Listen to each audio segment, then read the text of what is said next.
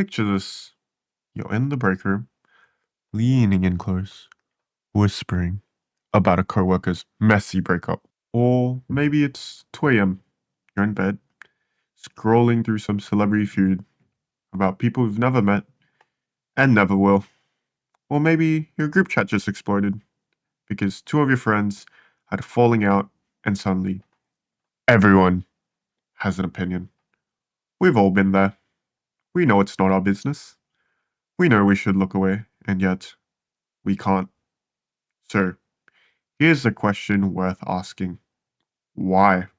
Think of your brain as a survival machine, a piece of biological hardware shaped over millions of years to do one job: keep you alive. That brain is also incredibly expensive to run. It's about 2% of your body weight, but also burns 20% of your daily energy. So, why would evolution spend so much of that energy on gossip? On people who have zero impact on whether you eat tonight or survive the week? On the surface, this looks like a glitch, a bug in the human algorithm. But what if it's not a bug? What if it's one of the most important features your brain ever developed? To find out, we need to go back, way back. Now, rewind 300,000 years.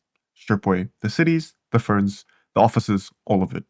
Back then, your tribe wasn't just your friend group, it was your entire life support system. On your own, in the wild, you did not last long. For most of human history, those tribes were small, maybe 30, 50 people, small enough that you could watch everyone all the time. But as our ancestors got better at survival, the tribes grew. Anthropologists estimate our natural group size eventually capped out at 150 people, a number known as Dunbar's number. And once a group hits that size, you physically cannot keep track of everyone anymore. Who's pulling their own weight on the hunt? Who's quietly stealing food at night? Who said one thing to your face and another behind your back? This is the cheetah problem. And for early humans, it wasn't an abstract idea. It was life or death. So, evolution did what it does best. It found a workaround.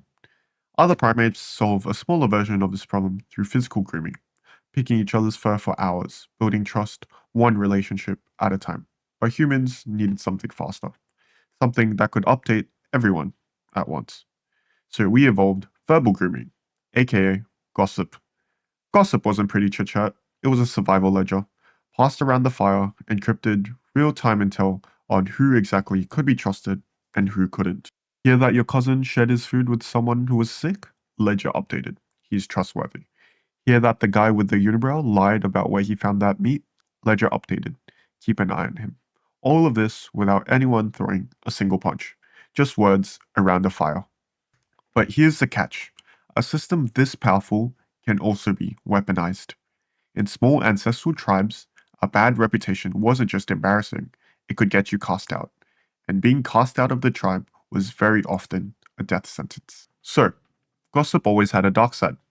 The same tool that protects the group is also the tool that can destroy a person standing with a few well placed whispers. Sound familiar? It should, because we're about to fast forward again. Today, we don't live in tribes of 150, we live in a world of billions, all connected all the time. But your brain doesn't know that.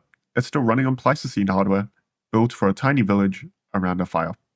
Social media plugs directly into that ancient circuitry. Every piece of drama, every call out, every "did you hear what they said?" Your brain processes it like crucial survival information. That's part of why outrage and gossip spread so fast online.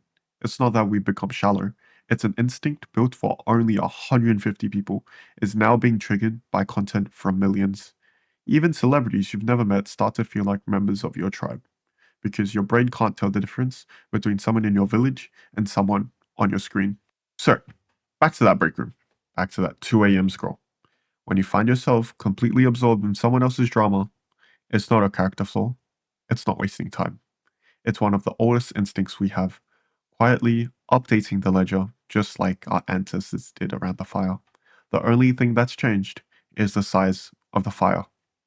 If this kind of deep dive into why our brains do what they do is interesting to you, let me know in the comments and stick around, because this is just the beginning of how ancient instincts are still running the modern world.